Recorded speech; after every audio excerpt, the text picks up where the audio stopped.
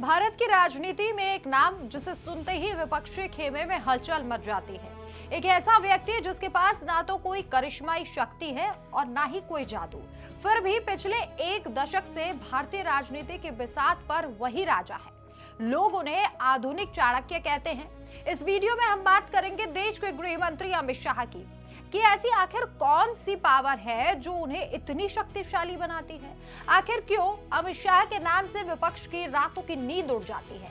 Video को skip मत करना, क्योंकि आज राजनीति का वो सच सामने आएगा जो शायद आपको मीडिया की बड़ी डिबेट्स में कभी नहीं दिखाया जाएगा। अमित शाह की राजनीति का सबसे खतरनाक और अचूक पहलू क्या है? उनका डेटा। आमतौर पर बाकी नेता रैलियों में जुटी भीड़ को देखकर खुश होते हैं, कुर्सियां गिनते हैं, लेकिन अमित शाह बूथ गिनते हैं। क्या आपने कभी उन्हें बहुत ज्यादा फिल्मी डायलॉग मारते हुए देखा है? उनके भाषणों और रणनीतियों में केंद्र में हमेशा एक ही शब्द होता है, बूथ मैनेजमेंट।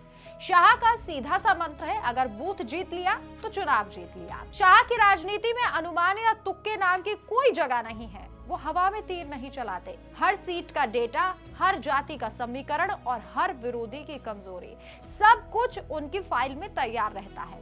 वो शिकार पर तब तक हमला नहीं करते जब तक कि उन्हें पता ना हो कि वो तीर सीधा निशाने पर लगेगा या फिर नहीं। यही वो आधुनिक चाणक्य वाली इमेज है जो जीत को एक साइंस बना देती है। अमित शाह ने भारतीय चुनाव प्रणाली को एक नया शब्द दे दिया, पन्ना प्रमुख। राजनीति में इसे माइक्रो मैनेजमेंट की पराकाष्ठा कहा जाता है।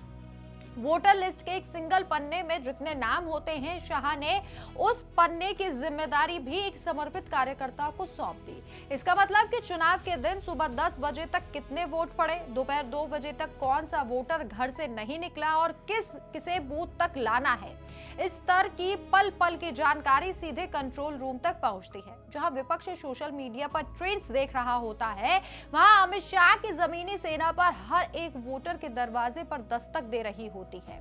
ये वो रणनीति है जो किसी भी बड़े से बड़े राजनीतिक तूफान या एंटी इनकम्बेंसी को धराशाही कर देती है। अब बात करते हैं उस अग्रेशन की जिसकी वजह से अमित शाह को चाणक्य कहा जाता है। प्राचीन चाणक्य ने कहा था कि शत्रु को सिर्फ हराओ मत, उसे पूरी तरह से खत्म कर दो। अमित शाह की कार्यशैली बिल्कुल वैसी है। राजनीति में ग्रेस नाम की चीज उनके शब्दकोश में नहीं है। अगर मुकाबला है तो मुकाबला आर पार का होगा। आलोचक कहते हैं कि यह अनैतिक है, ये लोकतंत्र के खिलाफ है। वहीं समर्थक कहते हैं कि यह कूटनीति है। हकीकत यही है कि शाह ने भारत की राजनीति का पूरा व्याकरण बदलकर रख दिया। यहाँ कोई समझौता नहीं होता, कोई बीच का रास्ता नहीं होता। जब भी उन्हें लगता है कि जीत मुश्किल है तो वो अपनी रणनीति ही बदल देते हैं। वो पुरानी लकीर पर नहीं चलते बल्कि नई लकीरें ड्रॉ करते हैं। और यही कारण है कि आज बीजेपी ने उन राज्यों में भी जीत का परचम लहरा दिया जहां कभी कमल का निशान देखना भी नामुमकिन लगता था।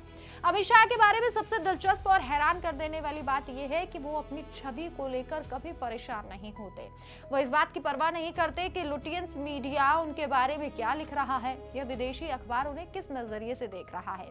यही वो बेखौफ एटीट्यूड है जो उन्हें बाकी समकालीन नेताओं से बिल्कुल अलग करता है। जहां बाकी नेता अपनी पब्लिक इमेज को चमकाने, खुद को सॉफ्ट और स्वीकार्य दिखाने में करोड़ों रुपए और अपना कीमती वक्त बर्बाद कर देते हैं, वहीं शाह बिना किसी शोर शराबे के अपनी रणनीति पर चुपचाप काम करते रहते हैं। तो क्या अमित शाह वाकई चाणक्य हैं? अगर चाणक्य का मतलब अटूट धैर्य, डेटा की गहरी समझ और जीतने की भूख है, तो वो भारत के समकालीन राजनीति के सबसे बड़े खिलाड़ी हैं। आप अमित शाह को पसंद करें या ना करें, आप उन्हें नजरअंदाज नहीं कर सकते। राजनीति की इस बिसात पर उन्होंने ये साबित कर दिया है कि सत्ता का खेल सिर्फ भाषणों से नहीं जीता जाता, सत्ता जीती जाती है जमीन पर पसीने से और जबरदस्त कैलकुलेशन से। तो अब आप बताइए, क्या आपको भी अमित शाह इस जमाने के चाणक्य लगते हैं? कमेंट बॉक्स में अपनी बात रखिए। इसके साथ ही डिटेल न्यूज इंडिया को सब्सक्राइब जरूर कीजिए। धन्यवाद।